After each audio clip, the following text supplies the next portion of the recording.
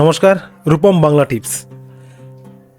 Pan card নিয়ে বড় একটা খবর দিয়েছে কেন্দ্রীয় সরকার যে আপনাদের সকলের প্যান কার্ড আপডেট করাতে হবে। এবার আপডেট কেন করাতে হবে? দেখুন, প্যান কার্ড সরাসরি সকলের ব্যাংক অ্যাকাউন্টের সঙ্গে লিঙ্ক করা থাকে।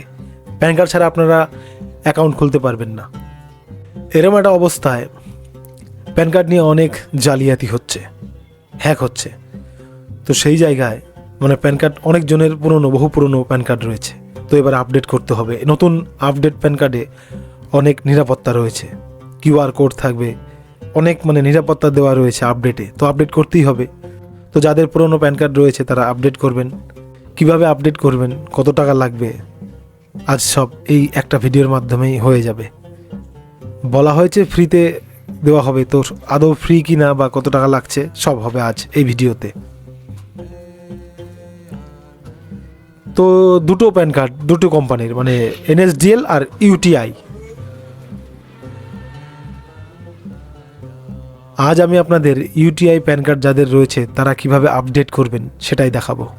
তো গুগলে লিখুন UTI pan card update facility, এটা লিখবেন গুগলে, UTI pan card update facility.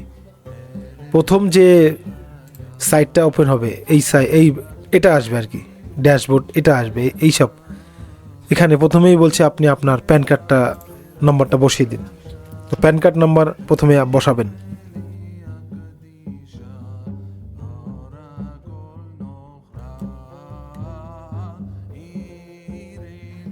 তারপর আধার কার্ড নাম্বার দিতে হবে।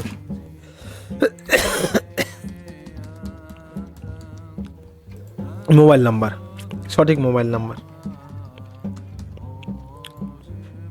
ইমেল অ্যাড্রেস,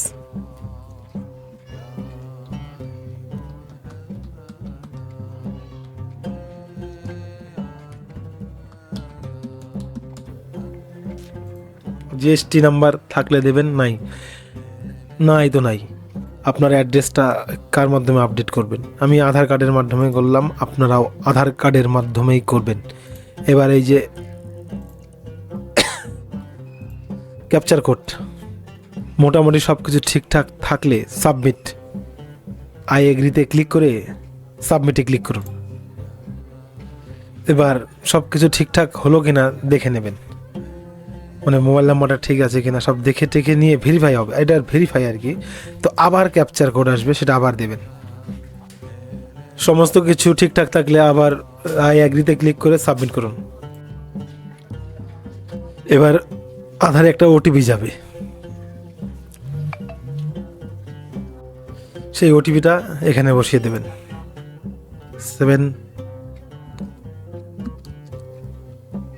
আবারও ক্যাপচার কোডগুলো ভালোভাবে দেবেন। এই ক্যাপচার কোডের জন্য কিন্তু অনেক সময় হচ্ছে না, ভুল হয়ে যাচ্ছে। সাবমিটে দিয়ে দিলাম। এবার সব কিছু চলে আসবে আপনার সামনে। আধার কার্ডে কী কী আপডেট হচ্ছে, কী সব উঠে আসলো। আবারও ক্যাপচার কোডগুলো ভালো মতো দেবেন। ক্যাপচার কোড দিয়ে সাবমিট হয়ে গেল। এবার আপনার ওই রিসিপ্টটা ডাউনলোড করে রাখবেন। একটা রিসিপ্ট আসবে, সেটা ডাউনলোড করে রাখতে হবে আপনাদের।